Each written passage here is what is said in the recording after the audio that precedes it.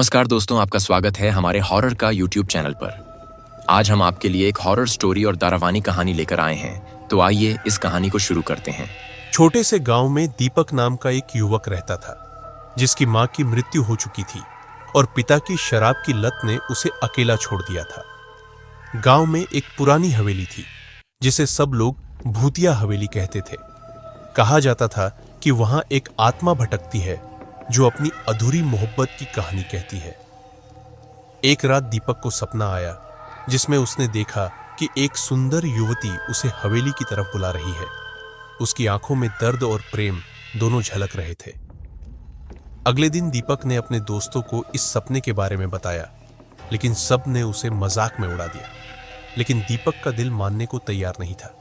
रात होते ही दीपक ने फैसला किया कि वह हवेली जाएगा। वह एक टॉर्च और एक पुरानी तस्वीर लेकर हवेली की ओर बढ़ा। हवेली के पास पहुंचते ही उसे ठंडी हवा का झोंका महसूस हुआ। हवेली के अंदर जाते ही उसने देखा कि दीवारों पर पुरानी तस्वीरें लगी थी। एक कमरे में उसने एक पुरानी डायरी पाई। उसने पढ़ना शुरू किया तो पता चला कि वह डायरी एक युवती की थी, जिसका नाम राधा था।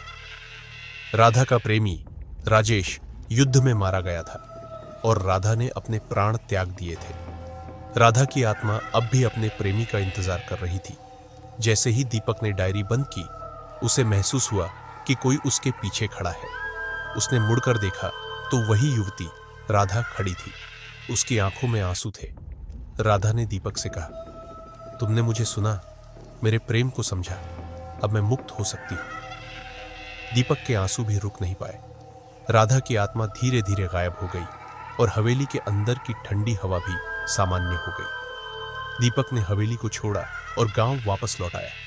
उसने अपने जीवन में एक नया मकसद पाया, अपने गांव को खुशहाल और आत्माओं को मुक्त करना। इस तरह एक डरावनी और भावुक कहानी ने दीपक के जीवन को बदल दिया और उसे सच्चे प्रेम और साहस की शक्ति सिखाई। दीपक ने हवेली से लौटकर उस डायरी को अपने साथ ले आया और गांव के बुजुर्गों को सुनाया।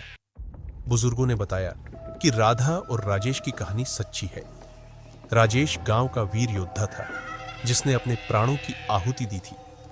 राधा ने अपनी आत्मा की शांति के लिए इस हवेली में तपस्या की थी। दीपक ने निर्णय लिया कि वह राधा और राजेश की याद में गांव में एक स्मारक बनवाएगा, ताकि उनकी प्रेम कहानी अमर हो जाए। धीरे धीरे दीपक ने गांव में सुधार के काम शुरू किए। उसने युवाओं को शिक्षित किया और खेती के नए तरीकों को अपनाया।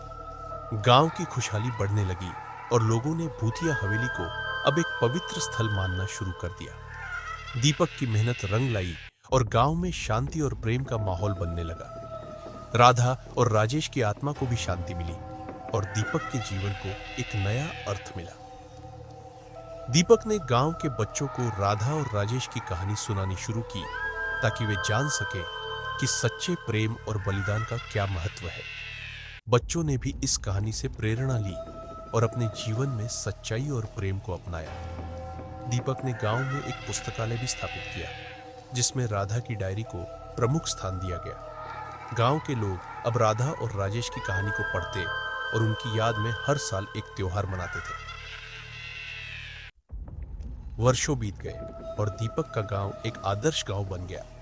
लोग अब प्रेम और एकता में विश्वास करने लगे। दीपक ने अपने जीवन में एक नया मकसद पाया था और वह अपने गांव के लिए जी रहा था। उसकी मेहनत और लगन ने गांव को खुशहाल और समृद्ध बना दिया था। राधा और राजेश की आत्मा को भी शांति मिली और अब वे स्वर्ग में एक साथ थे। दीपक की कहानी ने सभी को यह सिखाया कि सच्चा प्रेम कभी मरता नहीं और अगर हम अपने दिल की सुने तो हर कठिनाई का सामना कर सकते हैं। इस तरह एक डरावनी और भावुक कहानी ने न केवल दीपक के जीवन को बदल दिया, बल्कि पूरे गांव को भी एक नई दिशा दी। दीपक ने साबित कर दिया कि अगर हम सच्चे प्रेम और साहस के साथ आगे बढ़े तो कोई भी मुश्किल रास्ता आसान हो सकता है। राधा और राजेश की प्रेम कहानी हमेशा के लिए अमर हो गई और दीपक की मेहनत ने उसे एक नायक बना दिया।